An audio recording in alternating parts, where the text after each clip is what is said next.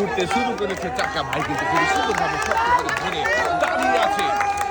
3 4 এটাই শেষের পাক। 5 পাক হয়ে গেছে। নেমে পড়েন, চলে আসেন, এবারে পতাকা ছুঁতে হবে, লাফিয়ে নামতে হবে। নামেন, যত বেশি ঘুরবেন মাথা তত বেশি ঘুরবে।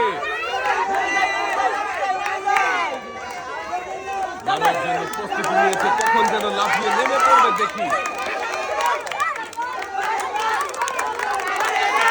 এই তো নেমে পড়েছে দেখি। এবারে কলা গাছের উপর দিয়ে দৌড়েছে। পারবে কি পতাকা ছুঁয়ে বিজয়ী হতে?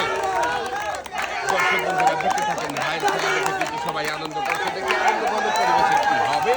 ভাই পানিতে পড়ে গেছে। 1 কেজি আটা, সাথে রয়েছে আরো 1/2 লিটার সয়াবিন তেলের বোতল।